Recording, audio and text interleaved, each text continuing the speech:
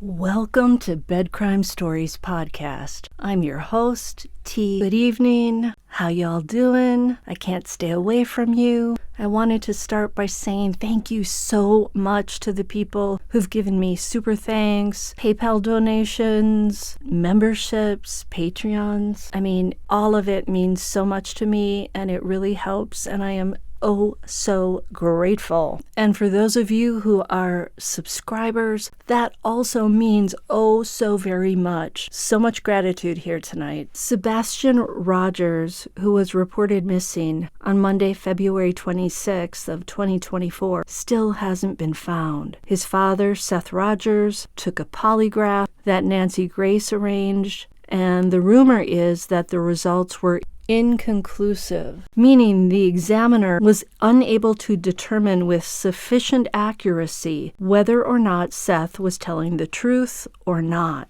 Now, according to experts, an inconclusive result can happen for a number of reasons. These include 1.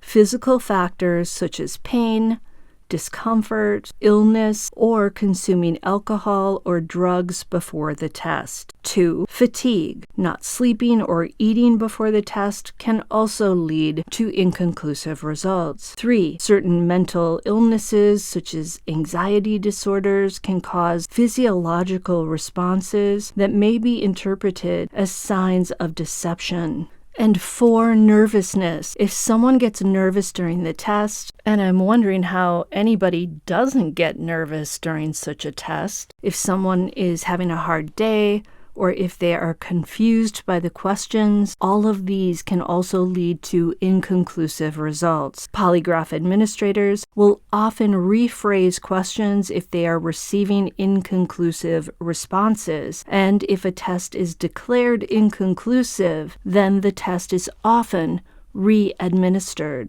And it's important to realize that an inconclusive polygraph result does not reflect on the person taking it. So we should not jump to the conclusion that a person whose results are inconclusive is being shady or deceptive or anything else. Seth said he fell asleep during the polygraph and that he was taking some medications. To me, it doesn't sound like he should have even taken the polygraph under those conditions because he was basically set up to get an inconclusive result. Now, Seth is said to have had an alibi because he was at work, at a prison, I believe, and he's also the only parent actively searching, at least that we know about. In my mind, there's no reason to suspect Seth of anything nefarious. And it sort of seems kind of goofy in a way to give him a polygraph since he does supposedly have this alibi. The only people that we really want to know about the alibi part are Katie Proudfoot and Chris Proudfoot. And as far as I know, Chris Proudfoot still hasn't taken a polygraph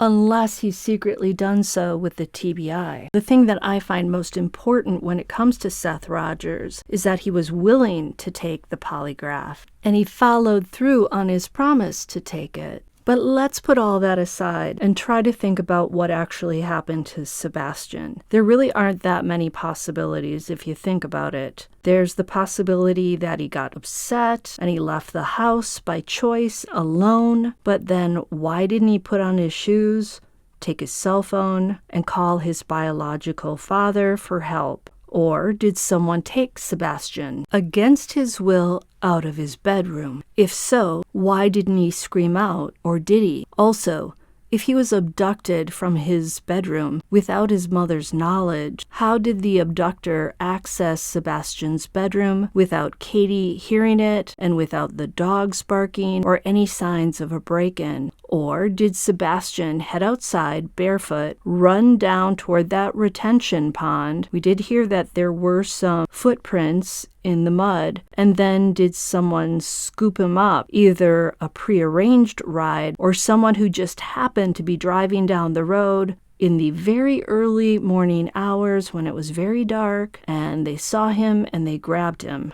I have a hard time with this one because this is sort of a rural area, and I'm thinking about the time of night. Who would be driving by this neighborhood at that hour? How likely is this scenario? Some people think maybe Sebastian left and he's living off the grid, enjoying his freedom away from Chris Proudfoot and his mother. I have a really hard time visualizing this one, especially after seeing that little video clip of him talking about the green tea. Yes, he's 15, but his father, Seth, has said that he sort of has the maturity level of somebody age 10. I don't think he has the sophistication to run away, live off the grid, hide somewhere, survive, get food, get water, and have nobody see him.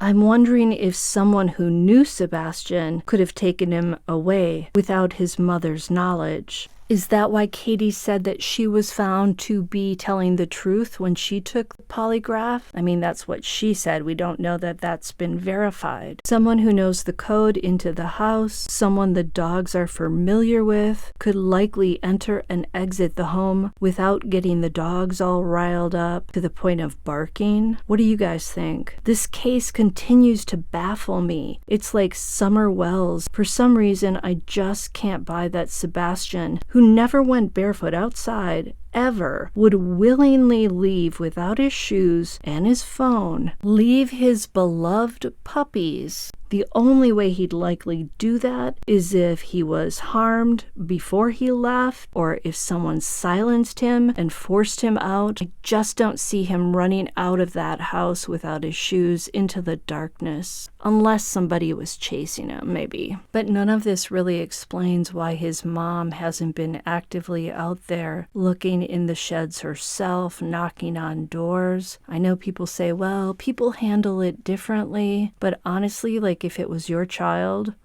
or your cat or your dog or your parent, you're going to get out there and look. I know you would, because I know I would. It just doesn't make sense. A lot of people think he was abducted. What do you guys think? I mean, it is a possibility, in all fairness. It could happen. Polly Klaas, Elizabeth Smart, they were both abducted from their bedrooms. But there's so many other things that just don't seem right. And why aren't Chris and Katie Proudfoot communicating fully and daily with Seth Rogers? Remember, he said they stopped talking to him about 2 weeks into this whole thing. Why would you stop talking to the other parent who would have the same goal that you have, and that is to get all the information to find your son, to work together, to pool your resources? I know Chris Proudfoot can be a domineering person if we are to believe his ex-wife Nina Gomez, so that could explain why Katie doesn't want to deal with Seth. But again, the mother, you'd think, would say, you know what, I'm sorry, but this is my kid, and I'm going to go look, and I'm going to talk to the father, and I'm going to find my kid. Please tell me what your theories are. I'd love to hear about them in the comments, and I'll see you next time on Bed Crime Stories.